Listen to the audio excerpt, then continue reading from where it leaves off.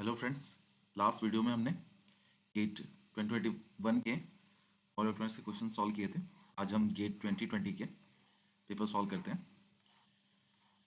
इस पेपर में सबसे पहले हम पावर इलेक्ट्रॉनिक्स सॉल्व करेंगे, फिर नेटवर्क पे जाएंगे, ऐसे ही वन बाय वन करके सारे सब्जेक्ट सॉल्व करेंगे। तो पावर इलेक्ट्रॉनिक्स के क्वेश्चन में देखते हैं। Question number 11, question number 11 1 marks का क्वेश्चन है। क्वेश्चन में कह रहा है a single phase full bridge diode rectifier fed from 230 volt, 50 hertz sinusoidal source supplied a series combination of finite resistance R and very large inductance L, the two most dominant frequency component in the source current। तो question यहाँ पे क्या कहना चाह रहा है कि एक single phase full bridge converter है जो डायोड रेक्टिफायर है, ऐसा कन्वर्टर है जो सिंगल फेज 230 वोल्ट और 50 हर्ट्ज से सप्लाई किया जा रहा है। ठीक है, यहाँ पे जो लोड लगा हुआ है एक आर है और एक एल है। क्योंकि एल की वैल्यू बहुत हाई दी है, ऐसा लिखा है very large L, this L is very very high and R finite है। तो इस केस में आपको पूछ रहा है जो सोर्स करंट है, सोर्स करंट में मोस्ट डोमिनेटिंग फ्रीक्वेंसी कंपोनेंट कौन कौन से होंगे। तो इस चीज़ को जानने के लिए सबसे पहले हम अगर ये देखें कि जो इनपुट करंट है, यहाँ से इनपुट करंट आ रहा है, उसमें करंट का वेव फॉर्म क्या है और उस वेव फॉर्म के फोरियर सीरीज एनालिसिस के बाद हम देखते हैं कि उसमें कौन सी फ्रीक्वेंसी मोस्ट डोमिनेटिंग है। तो एक्चुअली अगर आपने पावर इलेक्ट्रॉनिक्स पढ़ा हुआ है, थोड़ा बेसिक आइडिया है, तो ये बहुत टफ नहीं, बहुत इजी सा क्वेश्चन है। जहाँ भी ये वेरी लार्ज इंडक्टेंस एल है, इसका मतलब क्या है कि आई नॉट इज कॉन्स्टेंट, और आप इसको रिपल फ्री भी ले सकते हो। मतलब आई नॉट जो ग्राफ अगर आप देखोगे तो सिंपल टाइम के साथ आई नॉट ऐसा ग्राफ आ जाएगा। आउटपुट करंट की बात करें, कुछ भी वैल्यू हो सकती है, लेट सपोज आई की वैल्यू। अब यही करंट सोर्स से फ्लो करती है, तो सोर्स से फ्लो करते सोर्स करंट कैसा आता है इस केस में, जब फुल ब्रिज डायोड रेक्टिफायर होता है तो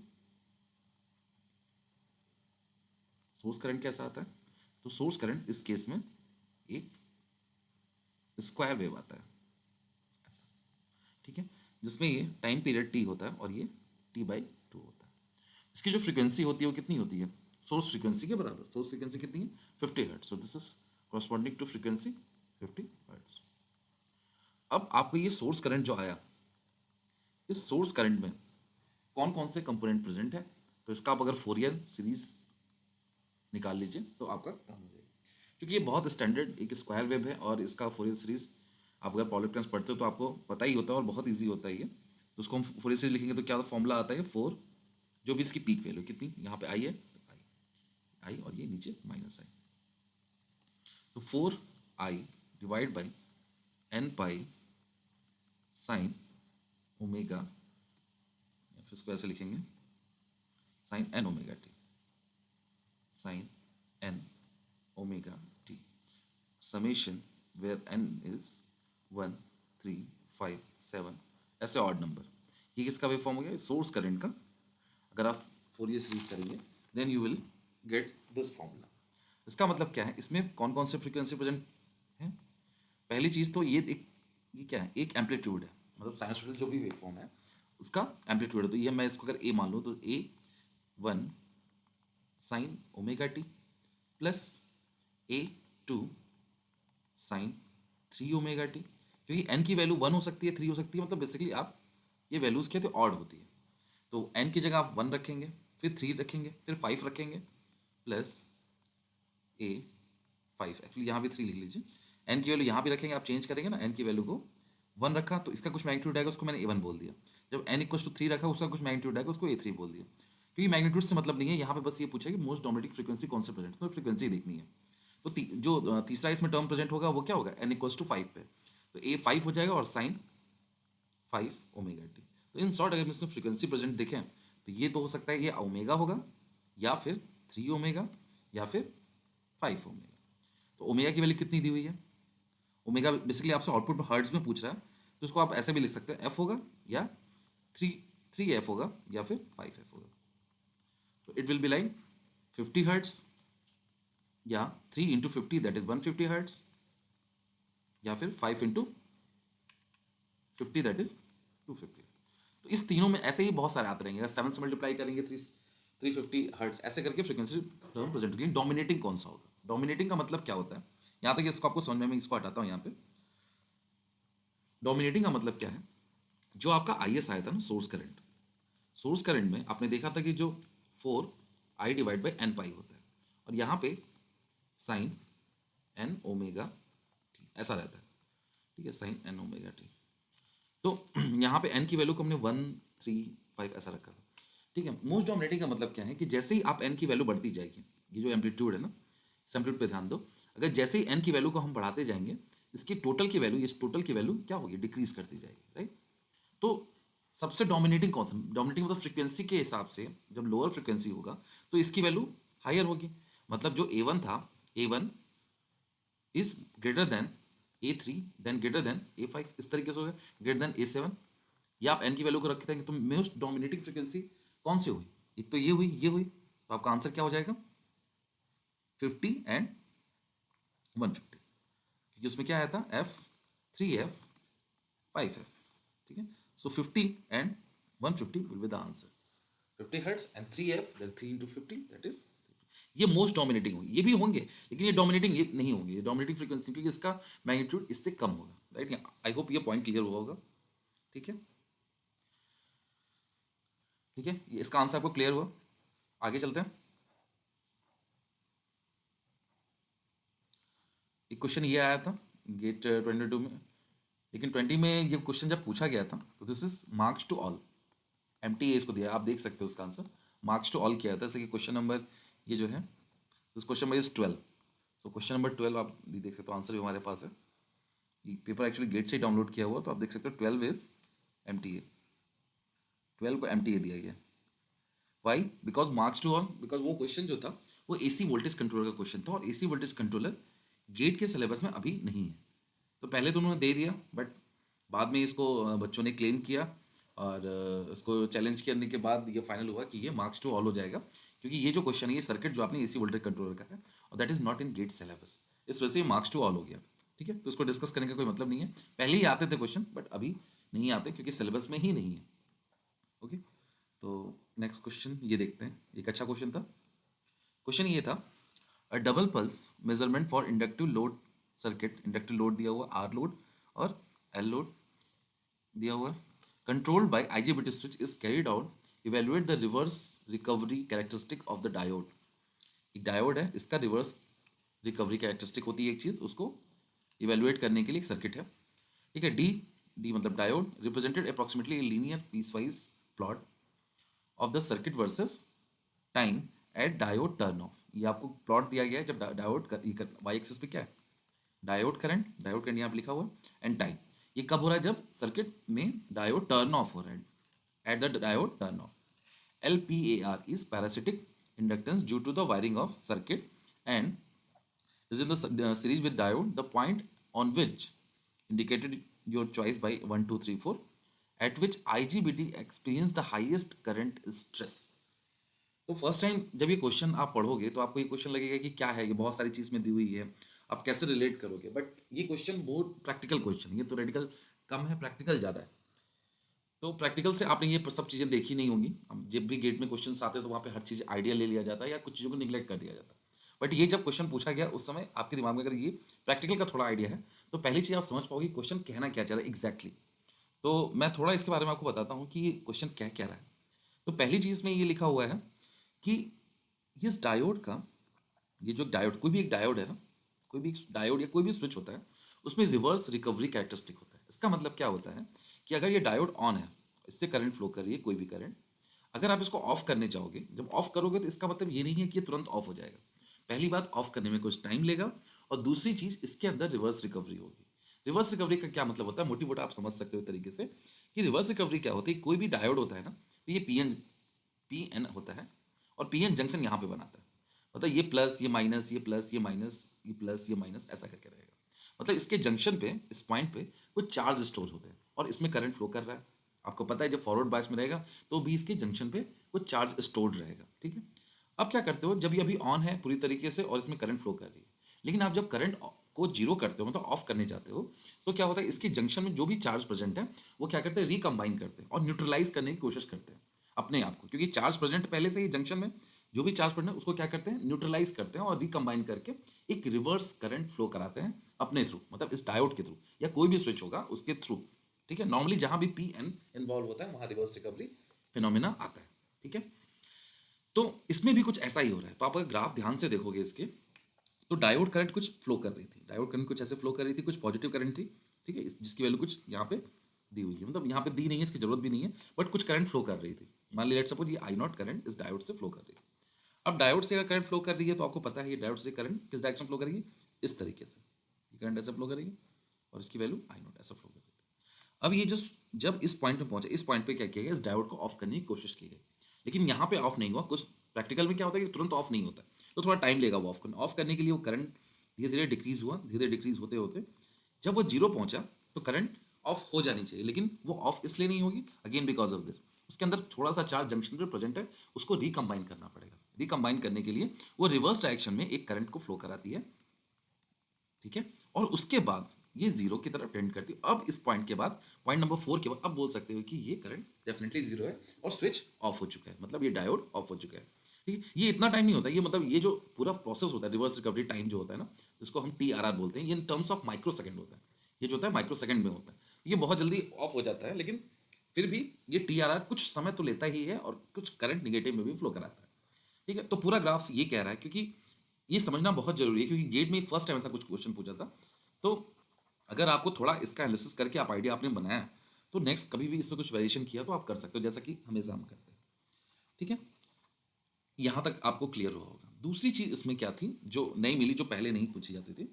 होता क्या है कि जब आप किसी भी डायोड को किसी वायर से कनेक्ट करती है, ये वायर है ना, इस वायर से करंट फ्लो करती है। अब होता क्या है कि करंट फ्लो करती है, जब किसी वायर में करंट फ्लो करती है तो इसकी खुद का भी एक इंडक्टेंस आता है, एक वायर का भी इंडक्टेंस होता है। इस डायोड से करंट फ्लो करे तो इसके जो टर्मिनल होंगे वहां भी एक इंडक्टेंस बनेगा। तो उस पूरी चीज को इफेक्टिव इंडक्टेंस बोल के क्या बोल दिया गया, एल पैरासिटिक। जैसा कि यहाँ पे आप देखिए लिखा है, हाँ, L parasitic is the parasitic, LPAR is the parasitic inductance due to wiring of circuit, मतलब सर्किट में जो वायरिंग की गई है उसकी वजह से जो इंडक्टेंस बना। ठीक है, उसको एल पैरासिटिक बोला है। और दूसरी चीज क्या कह रहा है, and is in series with diode, मतलब इसको मॉडल किया जाता है। जब आप थोड़ा और हायर इलेक्ट्रॉनिक्स में जाएंगे तो आपको आइडिया लगेगा कि किसी भी डायोड को या किसी भी सर्किट को जब मॉडल करते हैं तो अब इंडक्टेंस सीरीज में लेते हैं, पैरेलल में लेते हैं, कैसे भी ले सकते हैं, लेकिन आपको मॉडल कैसे करना है ये डिपेंड करता है। तो यहाँ पे इन्होंने बोला है कि in series with diode model किया गया। तो इसको अगर हम पैरासिटिक इंडक्टेंस को कंसिडर करते हैं तो केवल डायोड नहीं आएगा, डायोड के साथ एक इंडक्टेंस सीरीज के साथ आएगा LPAR, जो कि यहाँ पे इन्होंने ये दिया हुआ है। ठीक है, आई होप दोनों पॉइंट आपको ये क्लियर हुआ होगा। अब आते हैं क्वेश्चन की तरफ। यहाँ तक तो ये था कि क्वेश्चन क्या क्या रहा है, क्या क्या दिया है, क्या क्या हमसे और समझ सकते हैं और क्या जान सकते हैं। ठीक है, क्योंकि हम जस्ट क्वेश्चन को एनालिसिस नहीं करते, उसके आसपास की चीज़ों को देखते हैं कि कैसे वो और क्या इन्फॉर्मेशन हमें मिल सकती है। ठीक है, अब क्वेश्चन में क्या कह रहा है। ठीक है, ये डायोड ऑफ हुआ यानी कि इस पॉइंट पे यहाँ तक तो क्या था कि ये सर्किट में करंट ऐसे फ्लो कर रही थी, आई नॉट करंट फ्लो कर रही थी। जब ये करंट फ्लो करेगी तो आप बता सकते हैं ये IGBT क्या होगा, ऑब्वियसली ये IGBT ऑफ होगा, क्योंकि करंट इधर से नहीं फ्लो कर सकती। अगर आप इसको ध्यान से देखें ना, तो ये एक टाइप ए चॉपर है, टाइप ए चॉपर, जिसमें क्या होता है, एक सोर्स होता है, एक सोर्स होता है जिसमें एक स्विच लगी होती है, और दूसरी चीज यहाँ पे एक फ्रीव्हीलिंग डायोड, और डायोड के साथ ही यहाँ पे एक लोड। ये टाइप ए चॉपर है। तो होता क्या है, जब इस स्विच को ऑन करते हैं तो ये पूरा सर्किट कंप्लीट होता है और करंट ऐसे फ्लो करती है, और जैसे ही आप स्विच ऑफ कर देते हो, स्विच ऑफ कर देते हैं, उस समय क्या होता है, क्योंकि पहले करंट ने ये पाथ लिया था, ऐसे फ्लो किया था करंट, अब इसमें करंट कुछ डेवलप हो चुका है, करंट इंडक्टर की वजह से यहाँ सडन जीरो नहीं हो सकता, तो ये क्या करता है, अब इधर से फ्री व्हील होता है। जब स्विच ऑन रहेगा तो ये करंट ऐसी जाएगी, और जब स्विच ऑफ रहेगा तो करंट इस तरीके से जाएगी। तो अगर ये सिचुएशन देखी जाए, ये सिचुएशन यहाँ पे देखी जाए, तो यहाँ पे जब डायोड फुल करंट कैरी कर रहा है, इसका मतलब क्या है कि IGBT क्या है, वो क्या है, ऑफ है, एंड डायोड क्या है, वो ऑन है। ठीक है, डायोड ऑन है। अब यहां से डायोड ऑफ होना शुरू हुआ और IGBT को धीरे धीरे ऑन कर रहे हैं। तो जब IGBT को आप ऑन कर रहे हैं तो IGBT से करंट फ्लो करना शुरू करेंगे। अब यहां से डायोड के इस पॉइंट के बाद से डायोड क्या हुआ, ऑफ होना शुरू हुआ, एंड IGBT ऑन, ऐसा लिख लेते हैं। तो जब IGBT ऑन शुरू होगा, ऑन होना शुरू होगा, तो उसके थ्रू करंट फ्लो करेगी, और वही क्या होता है कि करंट स्ट्रेस को दिखाना चाह रहा है, मतलब हाईएस्ट करंट स्ट्रेस, मतलब उससे हाईएस्ट करंट की वैल्यू कितनी होगी, वो कितना करंट एक्सपीरियंस करेगा मैक्सिमम, ये आपको वैल्यू बतानी है। एक्चुअली हाँ सॉरी, ये वैल्यू नहीं बतानी है आपको, ये बताना है किस पॉइंट पे वो मैक्सिमम करंट फील करेगा। ठीक है, तो अब देखते हैं, इसको हटा देते हैं। क्वेश्चन आई होप आपको एकदम क्लियर होगा, हमने एक पॉइंट को डिस्कस किया। अब सोचिए कि ये डायोड जो है, डायोड ऑफ हुआ, ये करंट ये कैरी कर रहा था कुछ आई नॉट, ठीक है। अभी ये डायोड धीरे धीरे ऑफ हुआ, इस पॉइंट पे, इस पॉइंट से पहले डायोड में करंट कैसी थी, ऐसे ऑब्वियस है करंट ऐसी थी, और इसमें आई नॉट। अब ये धीरे धीरे करंट की वैल्यू डिक्रीज होती रही, क्योंकि लोड इंडक्टिव है तो इंडक्टेंस से कभी भी करंट सडन डिक्रीज नहीं हो सकता। ऑलमोस्ट हम आई नॉट को क्या मान सकते हैं, कांस्टेंट मान सकते हैं, कांस्टेंट, या बहुत स्लाइटली डिक्रीज करेगी लेकिन ऑलमोस्ट कांस्टेंट हम मान सकते हैं, क्योंकि ये जो टाइम है वो माइक्रो सेकेंड रेंज में होता है। ओके, अब ये करंट जब कांस्टेंट है और ये करंट क्या हो रही है, धीरे धीरे डिक्रीज कर रही है, तो यहाँ से करंट धीरे धीरे डेवलप होगी किस तरीके से, इस डायरेक्शन में, इसको बोलेंगे आई जी बी टी। तो अगर मैं यहाँ पे इक्वेशन लिखना चाहूँ तो क्या आएगा, we can write I G B T plus I diode equals to I naught. ये सिचुएशन होगी कौन सी टाइम में, इस टाइम में, मतलब 1 से 2 के बीच में ये सिचुएशन होगी। ओके, यानी हम IGBT की वैल्यू लिखें तो IGBT current will be I naught current equals to I diode minus I diode. I hope यहां तक आपको क्लियर होगा बिल्कुल। यानी IGBT equals to I naught minus diode. इस पॉइंट पे क्या होगा, अगर इस पॉइंट पे एट पॉइंट 2 पे IGBT क्या होगा, IGBT equals to I naught. इसके पहले क्या होगा, ये वाली इक्वेशन फॉलो करेगी, मतलब ये कुछ कुछ वैल्यू जो भी है, आईडी की वैल्यू कुछ पॉजिटिव है, आईडी की वैल्यू कुछ पॉजिटिव है, तो आप आई नॉट में से उसको डिक्रीज करेंगे तो क्या होगा, आई नॉट से कम आएगा। यहाँ पे IGBT करंट जो होगी आई नॉट से कम आएगी, तो यहाँ पे तो हाईएस्ट करंट हो ही नहीं सकता। यहाँ पे देखते हैं, यहाँ पे डायोड करंट 0 हो गया, तो IGBT is simply I naught. But उसके आगे क्या होगा, at point three, at point three, ऐसे लिख लेते हैं, एट पॉइंट थ्री, वहाँ पे क्या होगा, मान लीजिए कुछ वैल्यू है और वो निगेटिव है, ऑब्वियसली ये निगेटिव करंट जा रही है, यहाँ पे IGBT करंट कितनी होगी, IGBT current equals to I naught plus या माइनस ID का माइनस कुछ करंट, ऑब्वियसली ये जो भी करंट होगी रिवर्स वाली करंट होगी माइनस, तो उस समय कह सकते हैं कि आई नॉट प्लस समथिंग ID, तो IGBT करंट क्या होगी उस समय, आई नॉट प्लस ID होगी। अच्छा, उसके बाद फिर से ये ID की वैल्यू डिक्रीज कर गई, तो कहने का मतलब क्या है, IGBT का इक्वेशन क्या आता है, I naught plus I naught minus some ID current. जब ID मैक्सिमम नेगेटिव होगा उस समय IGBT की करंट मैक्सिमम होगी। जब ये वैल्यू मैक्सिमम नेगेटिव हो जाएगी तो नेगेटिव और नेगेटिव ये प्लस हो जाएगा, तो IGBT की जो करंट होगी वो हायर हो जाएगी, IGBT की जो हाई करंट है हायर हो जाएगी, उस पॉइंट पर सबसे मैक्सिमम करंट स्ट्रेस होगा। आई होप ये पॉइंट एकदम आपको क्लियर हुआ होगा, ठीक है। तो आंसर क्या होगा, ये वाला point, the point number 3 is the point where IGBT will experience the highest current stress. Okay.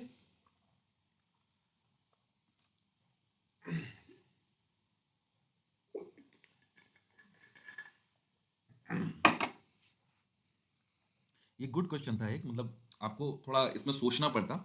At first time जब आप इस क्वेश्चन को देखोगे तो थोड़ा लगेगा कहना क्या चाह रहा है, मतलब कुछ लोगों ने मतलब ऐसे गेस करके भी आंसर लगा सकते हो, लेकिन उसके पीछे थ्योरी क्या है, वो एक्चुअली पूछना क्या चाह रहे हैं। मतलब अगर आईडी प्रोफेसर कोई क्वेश्चन सेट करता है तो ऐसे ही नहीं सेट करता, उसके पीछे एक लॉजिक होता है, वो सोचता है, ठीक है। तो ये जो चीज़ होती है, ये जो मैंने आपको डिस्कस किया, वो हर एक चीज़ का मतलब आपको क्लियर हुआ होगा, ठीक है। ऐसे कभी और क्वेश्चन आएंगे तो आप बिल्कुल कर लोगे, आई होप, ठीक है। तो नेक्स्ट क्वेश्चन देखते हैं, question number 22, this question, a single phase inverter is fed from 100-volt DC source, is controlled using a quasi square wave modulation scheme to produce the output waveform BT as shown in the figure। ये BT आपको दिया हुआ है। The angle sigma is adjusted to entirely eliminate the third harmonics component from the output voltage. Under this condition, for VT, the magnitude of fifth harmonic component as a percentage of magnitude of fundamental component is। Okay, तो पहली चीज कह रहा है कि single phase inverter है, उसको हम 100 वोल्ट के डीसी सोर्स से फिट कर रहे हैं, मतलब VDC कितना आ गया, 100 वोल्ट। तो आउटपुट वोल्टेज कैसा है, ये वेवफॉर्म आपको दिया हुआ है, इसको इस तरह से कंट्रोल किया जा रहा है कि एक वैसी स्क्वायर वेव बन रही है जिसमें ये कुछ पल्स पॉजिटिव कुछ ड्यूरेशन के लिए, फिर जीरो, फिर नेगेटिव सेम ड्यूरेशन के लिए, और फिर पॉजिटिव। क्वासी स्क्वायर का मतलब ही यही होता है कि जितना ये ड्यूरेशन होगा उतना ही ड्यूरेशन ये होगा, मतलब एक तरह से average value 0, same again positive में सेम ड्यूरेशन, ठीक है। तो आपसे पूछ रहा है कि ये जो वेव फॉर्म सेट किया गया है ये ऐसा सेट किया गया है कि जिससे थर्ड हार्मोनिक्स पूरी तरह से खत्म हो जा रही है। तो आपको ये बताना है कि under this condition magnitude of fifth harmonics component, मतलब इसमें जो आउटपुट वोल्टेज है उसका फिफ्थ हार्मोनिक्स कंपोनेंट होगा, उसका magnitude, magnitude of fifth harmonics component as a percentage of magnitude of fundamental, मतलब फंडामेंटल का परसेंटेज बताना है तो इंटू 100 भी करना पड़ेगा। आपको यही चीज़ जो होगी आपको आंसर में लिखना है, परसेंटेज बताना है as a percentage of this. So what is this quasi square wave? तो फर्स्ट थिंग जहाँ पे भी हार्मोनिक्स की बात हो रही है आपको क्या करना पड़ेगा, इसका फोरियर सीरीज निकालना पड़ेगा। तो अगेन पावर इलेक्ट्रॉनिक्स के लिए आपको फोरियर सीरीज बहुत सारी चीज़ों का पता होना चाहिए, कम से कम square wave, quasi square wave, इसका तो आइडिया होना ही चाहिए बिकॉज ये हर जगह आते हैं। अगर ये वेव फॉर्म आप देखेंगे तो आपका जो सेमी कन्वर्टर होता है उसमें सोर्स करंट का वेव फॉर्म ही आता है। जैसे आज हमने पहला क्वेश्चन देखा स्क्वायर वेव का, उसमें भी आपने देखा कि स्क्वायर वेव में भी आपको फोरियर सीरीज का आइडिया होना चाहिए, ठीक है। आप जितना प्रैक्टिस करोगे ये चीज़ आइडिया हो ही जाएगा। तो Fourier series in case of quasi square wave will be कैसे होता है, समेशन एन ऑड, ऑड मतलब 1 3 5 and so on 4 v dc upon n pi, okay, sine n into D into sine n omega T. अब यहाँ पे क्या चीज़ें हैं सारी चीज़ देख लेते हैं। n क्या है, n आपको पता है कि 1 2 1 3 5 7 ऐसा रखेंगे, ऑड है। यहाँ एक n आता है, यहाँ n आता है और यहाँ पे n आता है। What is d? VDC आपको पता है 100 volt source voltage, but what is D? D is the pulse with, ये जो हमने यहाँ पे पल्स विद बनाया है इसको हम बोलते हैं 2D। अगर इसको हाफ कर देंगे तो वही आपको यहाँ पे डी में पुट करना है, ठीक है।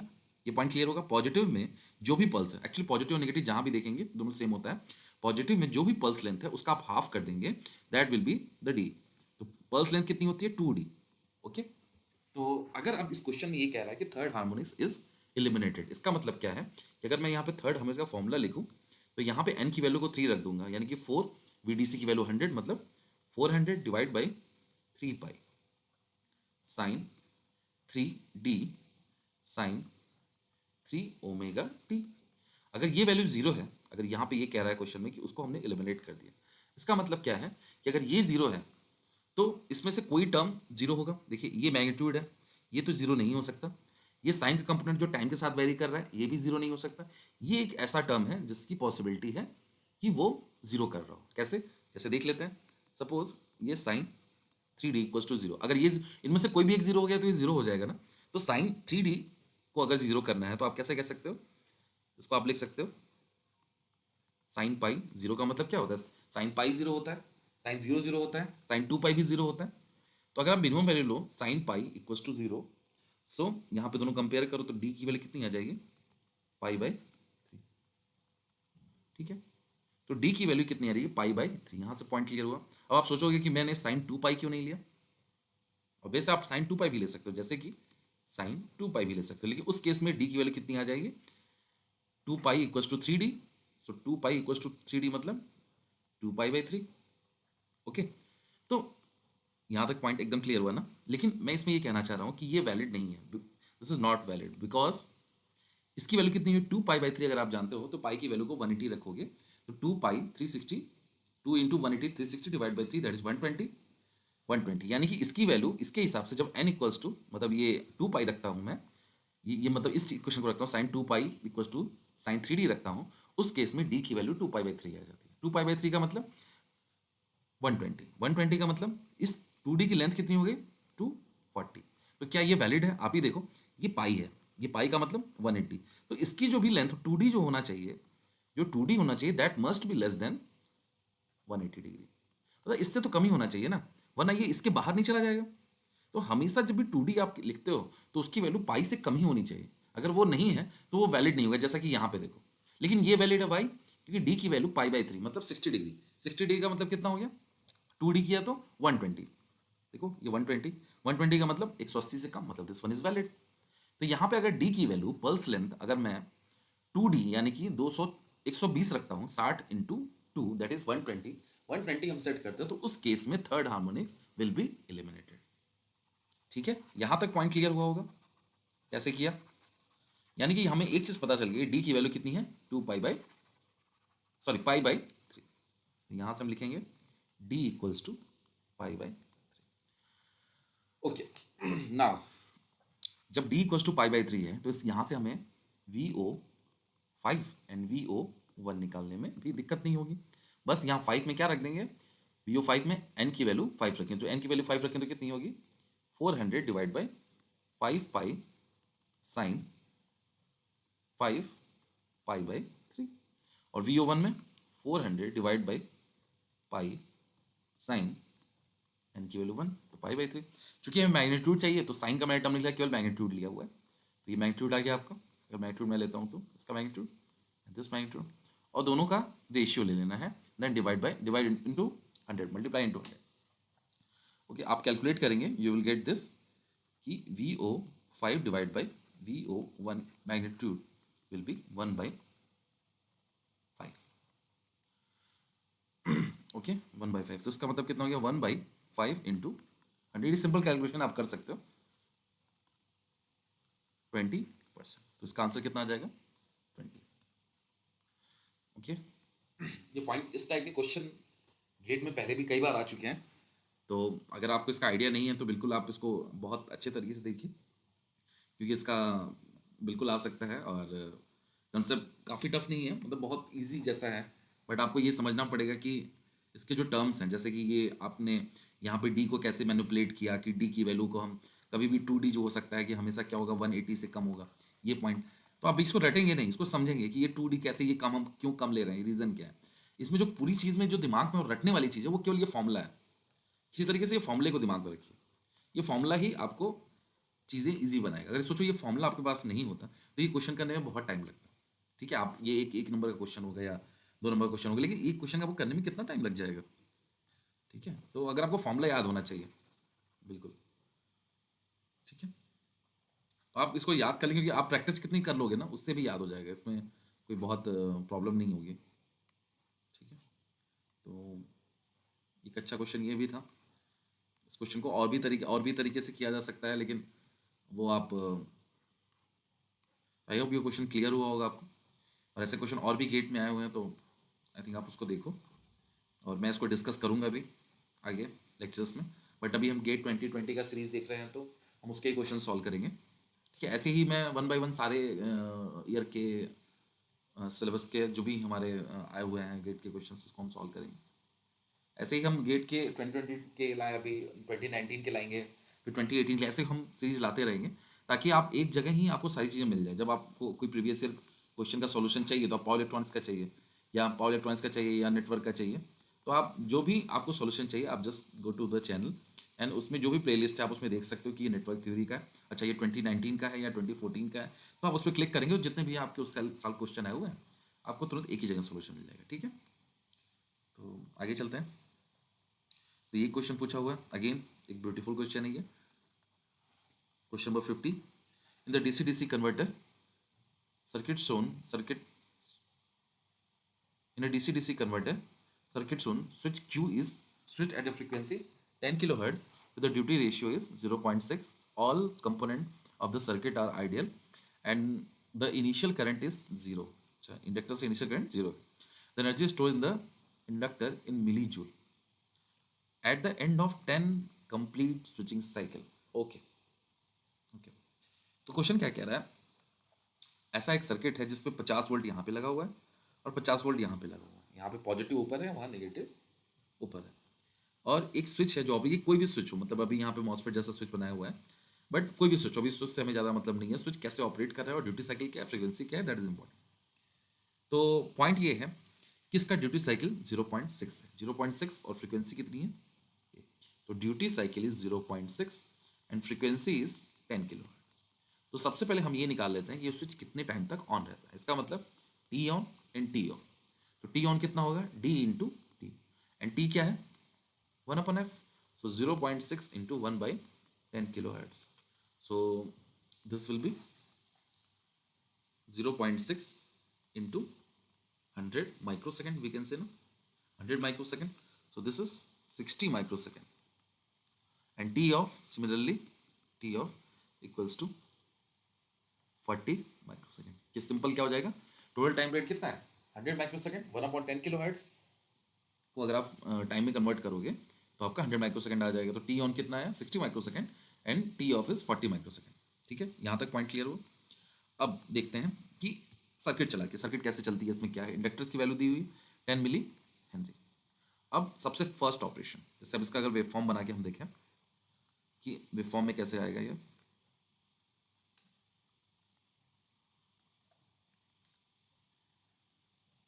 इस तरीके से होगा। ये टोटल मान लीजिए कि आपका 100 है और ये 100 है, तो दिस इज टाइम पीरियड, जिसको 100 माइक्रो सेकेंड का टाइम पीरियड बोल दो, जिसमें 60 माइक्रो सेकेंड जो है आपका ऑन टाइम है। सपोज ये टाइम है इन माइक्रो सेकेंड और ये ड्यूटी साइकिल के बारे में बोल रहा हूँ। इसमें ये स्विच ऑन रहता है, फिर यहाँ पे ऑफ हो जाता है, फिर यहाँ पे ऑन होता है और 60 माइक्रो सेकेंड के बाद फिर से ऑफ हो जाता है। इस तरीके का ये 200 है, ये 100 है। ठीक है, when switch is on, when switch is on, simply it will conduct, and when it will conduct the current will flow like this। और ये डायोड क्या होगा, this diode will go into of condition, because of this positive and negative, ये diode किस में चला जाएगा, reverse bias में। ओके, तो जब ये स्विच ऑन होगा और ये 50 वोल्ट सीधे जैसे ही स्विच ऑन होगा 50 वोल्ट पूरा कंप्लीटली इसके क्रॉस अपीयर होगा।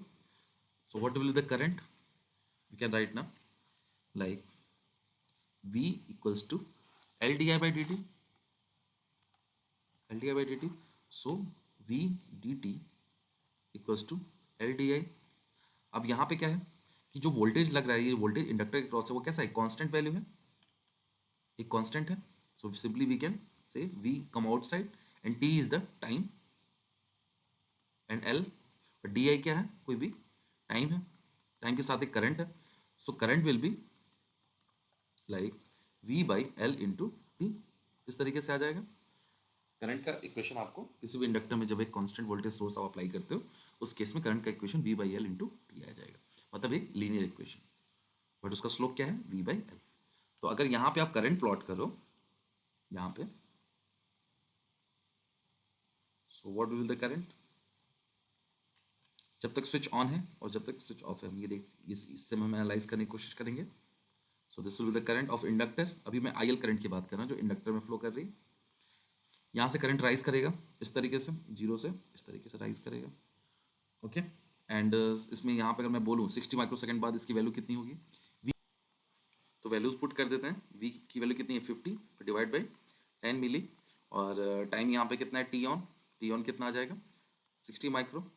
सो this value will be 6 into 50 that is 300, और micro and milli will be cancel, so milli, तो इसकी वैल्यू कितनी आएगी 0.3 एम्पियर। यहाँ पे ये करंट कितनी हो जाएगी 0.3 एम्पियर, और ये 60। ठीक है, यहाँ तक पॉइंट क्लियर होगा। Now this switch will be of, ये स्विच ऑफ हो जाएगा। उस समय क्या होगा, अब इसमें पहले क्या था, इंडक्टर में कोई करंट नहीं था, तो उसने करंट को जीरो से स्टार्ट किया जब हमने 50 वोल्टेज का एक सोर्स उसके क्रॉस कनेक्ट किया।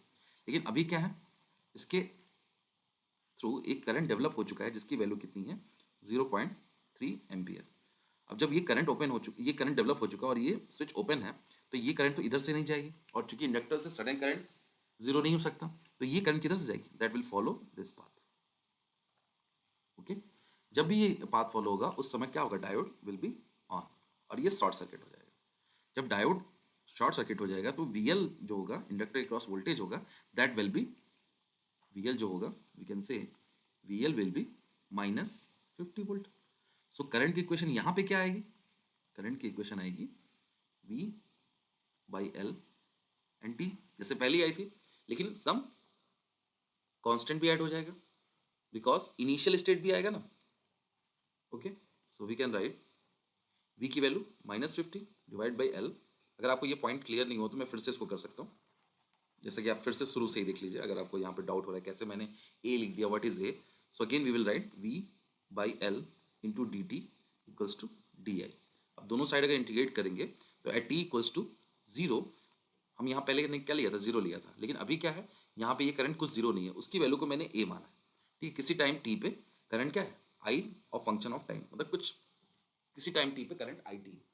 सो this value will be I T minus A, और यहाँ पे वैल्यू क्या आ जाएगी, वी बाई एल तो कांस्टेंट है क्योंकि यहाँ पे डीसी वोल्टेज क्या है, कांस्टेंट है, तो वी बाई एल बाहर आ जाएगा और यहाँ पे टी आ जाएगा। यही क्वेश्चन मैंने डायरेक्ट लिख दिया था, V by L T plus A. ठीक है, ये पॉइंट अभी क्लियर होगा। अभी वी की वैल्यू को हम -50 रखेंगे क्योंकि वोल्टेज क्या है, -50 है, और एल की वैल्यू 10 मिली एंड टाइम जो भी आएगा, और ए क्या है, इनिशियल करंट, वो करंट कितनी है, उससे 0.3 एम्पियर। तो ये क्वेश्चन मैंने पहले डायरेक्ट लिख दिया था। तो अब अगर हम इसका देखें, इसको भी हटा देते हैं। So what will be the current at t equals to this point, ये कौन सा पॉइंट है, 100 माइक्रो सेकेंड ना, ओके।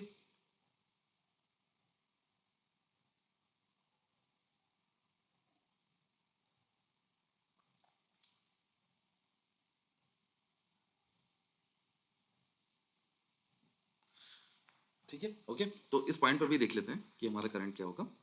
तो I at T equals to -50 divide by 10 मिली।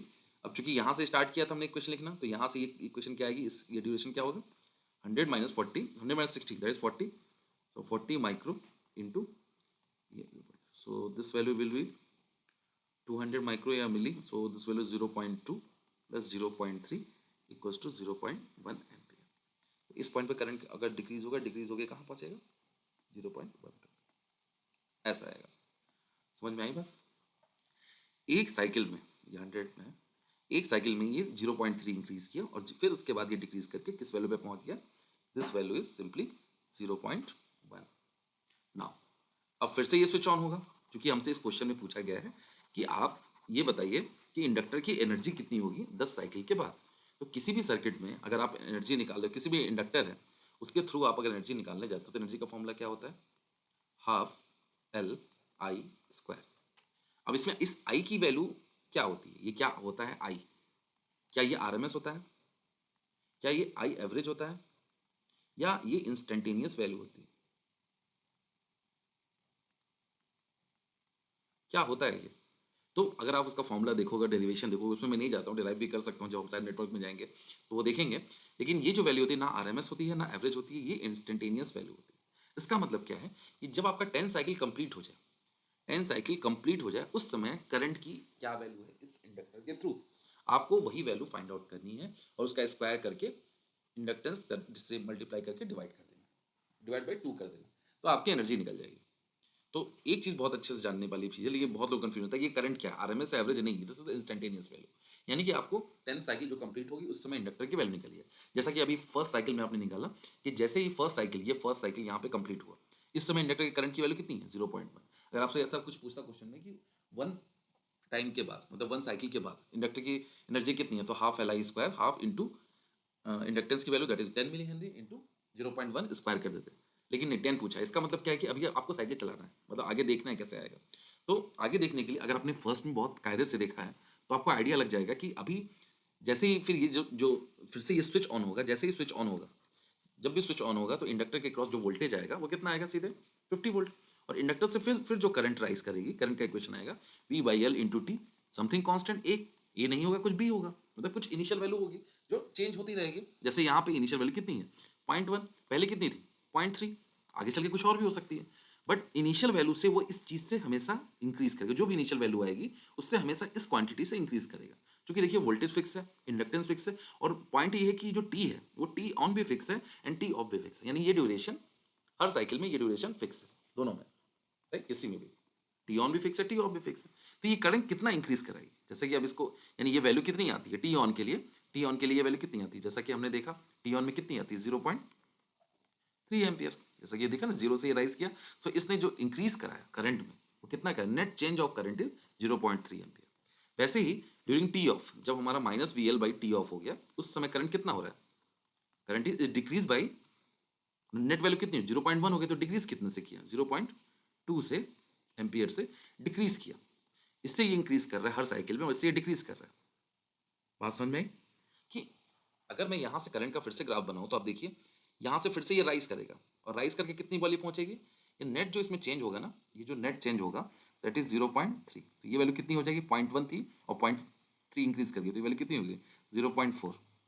और फिर से यहाँ से डिक्रीज करेगी कितनी, 0.2, तो यहाँ से जब 0.2 डिक्रीज करेगी तो कहाँ पहुँच जाएगी, यहाँ पे, और इसकी वैल्यू कितनी होगी 0.2, क्योंकि 0.4 से जब 0.2 डिक्रीज कराएंगे तो ये 0.2 पे पहुँचेगा। और नेक्स्ट साइकिल में क्या करेगा, फिर से ये इंक्रीज करेगी कुछ वैल्यू और कहाँ पहुँचेगी 0.2 से 0.3 फिर से ऐड होगा, ये वैल्यू कितनी ऐड होगी 0.3, तो ये पहुँचेगा 0.5 पे, 0.2 प्लस 0.3 दैट इज 0.5, फिर से यहाँ से डिक्रीज करेगी और कहाँ पहुँचेगी, फिर से 0.2 डिक्रीज करेगी और ये पहुँचेगी 0.3 पे।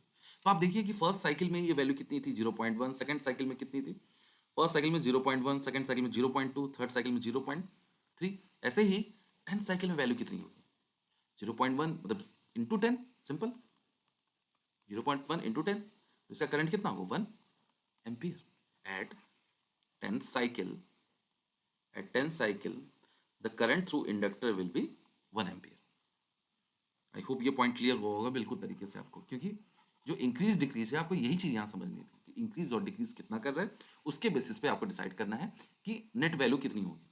तो what will be the answer in this case, अभी आपको 10th साइकिल के बाद करंट मिल गया है, तो करंट कितना 1 ampere, so energy will be half L I square, half मतलब 1/2 इंटू एल मतलब 10 मिली और ये 1 का स्क्वायर, तो सिंपल कितना हो गया 5 milli joule, 5 milli joule, milli joule में पूछा हुआ तो आंसर कितना हो जाएगा 5।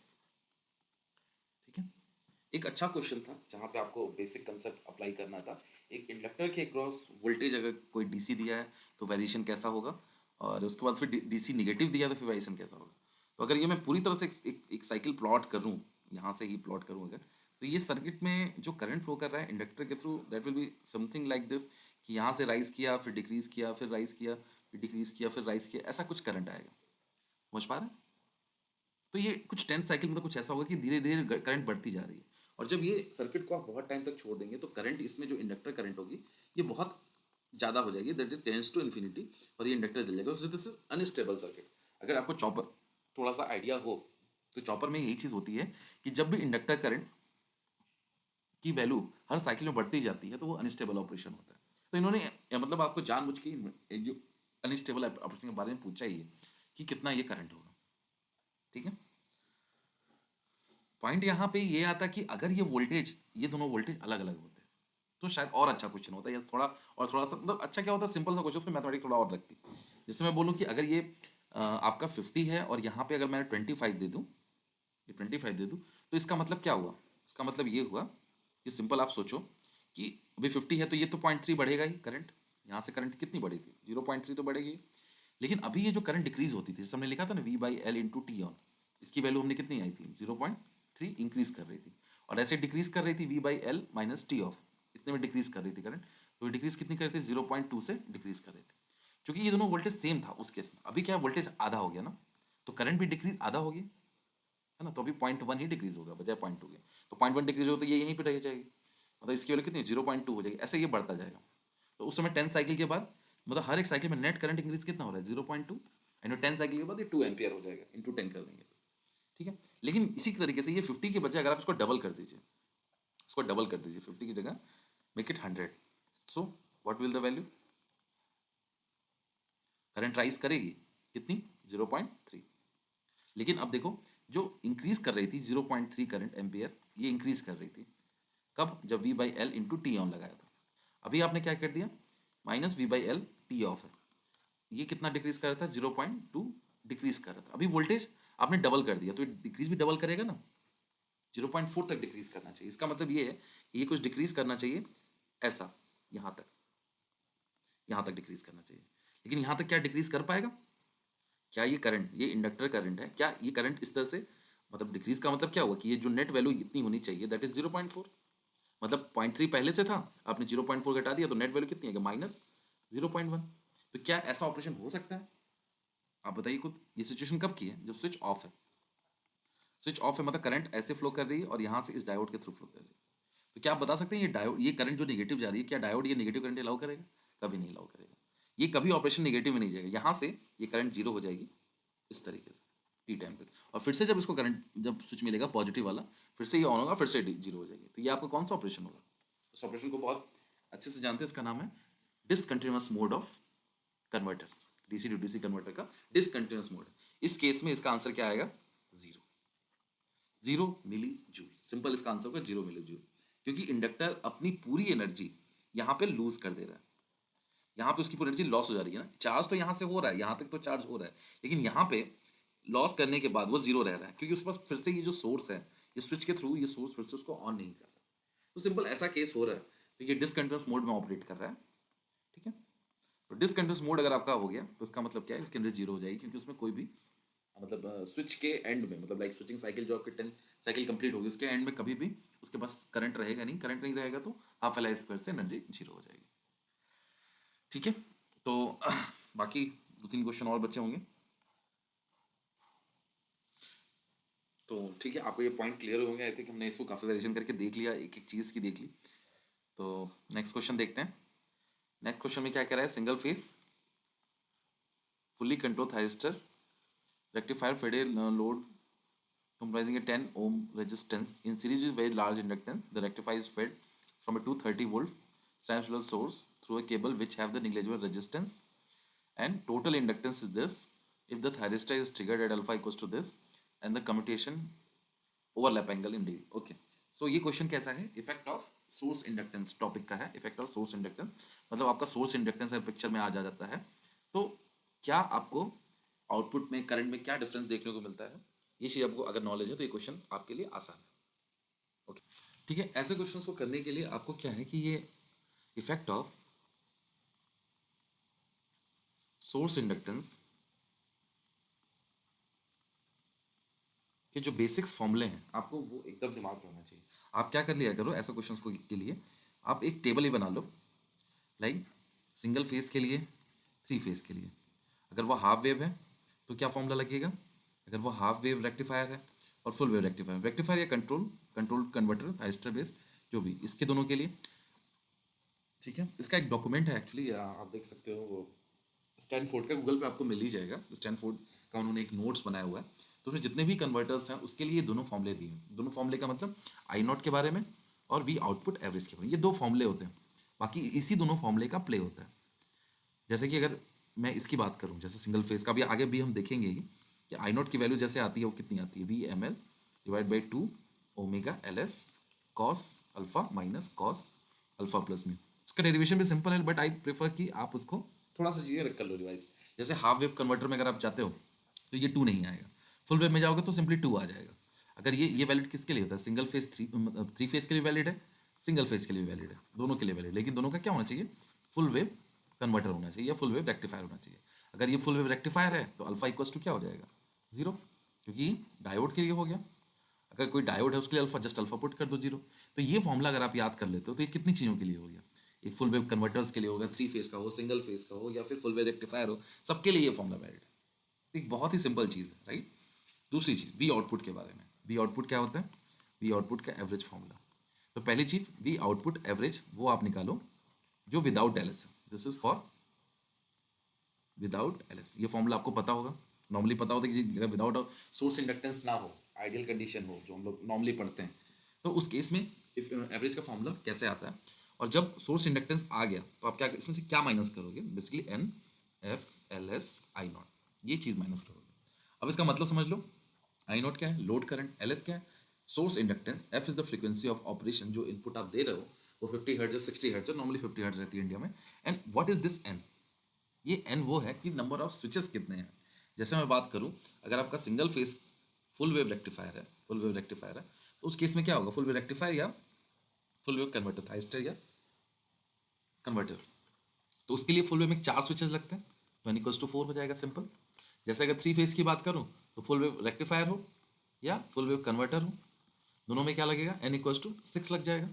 अगर ऐसे हाफ वेव कन्वर्टर हो या हाफ वेव रेक्टिफायर हो, जैसे सिंगल फेस की बात करूं, हाफ वेव रेक्टिफायर हो, तो एन इक्वल्स टू कितना, 1 हो जाएगा। सिंपल इस तरीके से बहुत इजीली वे में आप इस दोनों फॉर्मूले को याद रख सकते हो।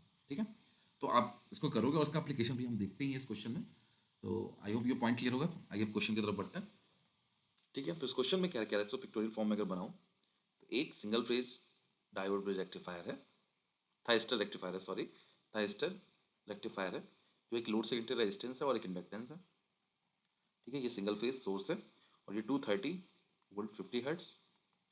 पॉइंट यहाँ पे ये कह रहा है कि जो ये इंडक्टेंस है, इसका सोर्स का इंडक्टेंस है वो दिया हुआ है 2.5 2.28 मिली हेनरी। सोर्स इंडक्टेंस को हम रिप्रेजेंट करते हैं एल से। L is the inductance of source that is 2.28 milli henry. Alpha आपको दिया है firing angle that is 45 degree. Inductance जो लोड का है वो वेरी हाई है, L is very very high. इसका मतलब क्या है कि जो भी करंट फ्लो कर रही है इससे आई नॉट वो क्या है, ये कांस्टेंट करंट है। रेजिस्टेंस की वैल्यू दी हुई है 10 ओम। ओके, तो आपसे पूछ रहा है ओवरलैपिंग एंगल। ओवरलैपिंग एंगल क्या होता है, म्यू। तो इसके लिए कुछ फॉर्मूले हैं और स्टैंडर्ड चीज़ें हैं जिसके बेसिस पे आप कैलकुलेट कर सकते हैं और इजीली निकाल सकते हैं। जैसे ये आपका single phase full bridge converter है, इसका मतलब है अगर ये विदाउट एल होता, मतलब विदाउट सोर्स इंडक्टेंस अगर इस चीज़ में रहती, तो आपका वी आउटपुट की कुछ वैल्यू आती। वी आउटपुट जो इसका आता, वी आउटपुट मतलब लोड के क्रॉस वोल्टेज जो है उसकी एवरेज वैल्यू कितनी आती, that is 2 VML divide by pi into cos alpha. What is VML? VML मतलब जो आपका इनपुट सोर्स है उसकी लाइन वैल्यू की मैक्सिमम। VML मतलब जैसे यहाँ पे 230 दिया हुआ है तो VML विल बी 230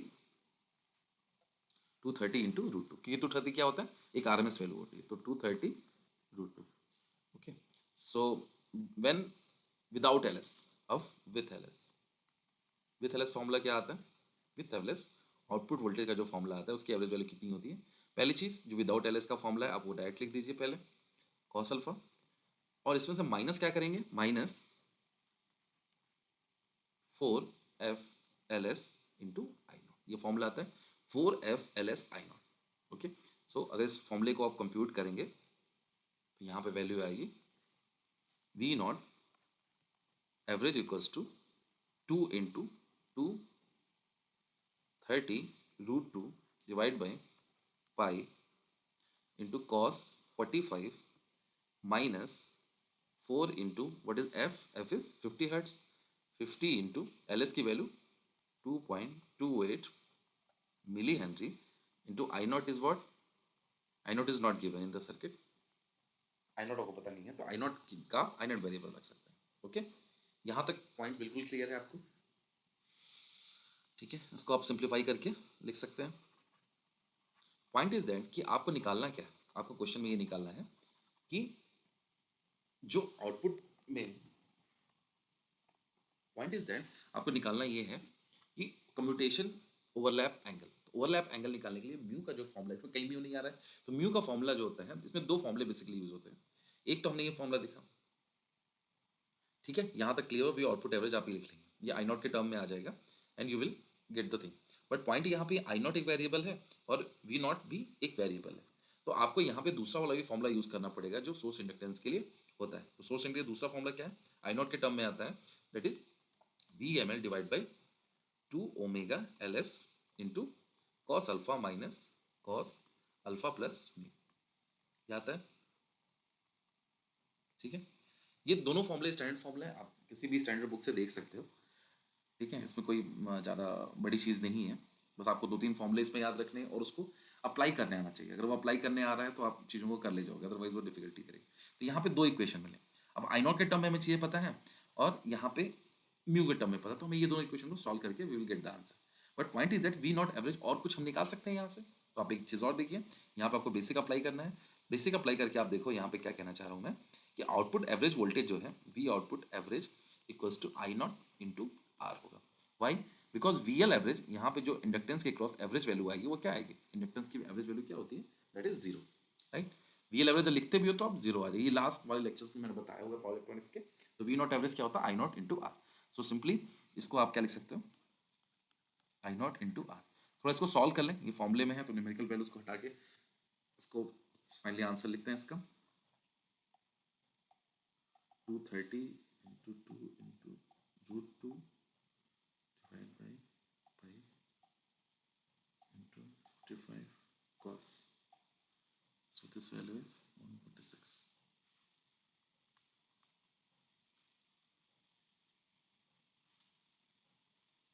ठीक है, तो अगर आप इसको सॉल्व करते हो यू विल गेट 146.42। ये पहला वाला टर्म को सॉल्व करोगे पाओगे, दूसरा क्या आएगा, इसको सॉल्व करने पे 0.456 आई नॉट।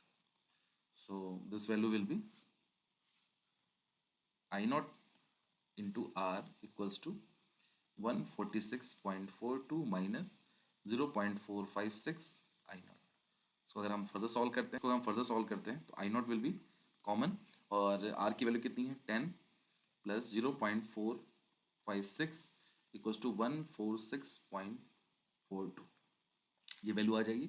और यहाँ से आई नॉट की वैल्यू आ जाएगी 146.42 divide by 10.456। So 146.42 divide by 10.456, ये वैल्यू आ जाएगी 14 एम्पियर। तो आई नॉट की हमको वैल्यू मिल गई 14 एम्पियर। जस्ट इस वैल्यू को आप इसमें पुट कर दीजिए, विल गेट द आंसर। तो फर्दर सॉल्व करते हैं, इसको हटा देते हैं। ये थोड़ा सा आपको कैलकुलेशन इसमें आएगा, बाकी और कुछ नहीं आएगा। तो कैलकुलेशन क्या प्रॉपरली करो ताकि आपको दोबारा रिवाइज ना करना पड़े इस चीज़ को।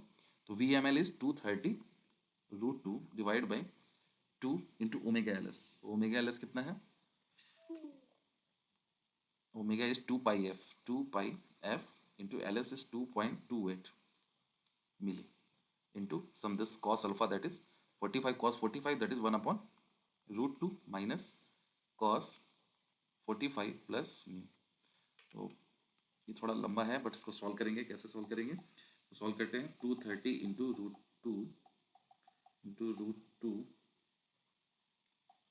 Divide by 2 divide by 2 divide by pi divide by F की वैल्यू कितनी है 50 divide by 2.28 into 1000 that is 227.05 1 by √2 minus cos 45 plus mu. So यहाँ से कितना आ जाएगा 14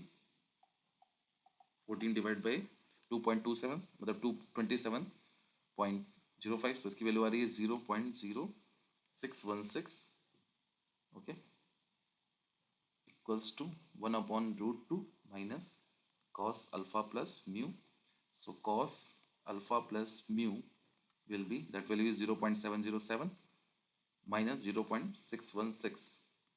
So minus 0.707. So this value is 0.645. मैं इसी पेज में सब सॉल्व कर रहा, आई होप आपको क्लियर हो रहा होगा क्योंकि जगह कम है। तो ओके ठीक है, cos alpha plus mu equals to 0.645 यहाँ से ही हम लिख लेंगे, और यहाँ से इसका कॉस इनवर्स निकालेंगे तो आ जाएगा। कॉस इनवर्स करेंगे तो 49.80 that is alpha plus mu. यहाँ से म्यू कितना आ जाएगा 49.80 माइनस 45, सिंपली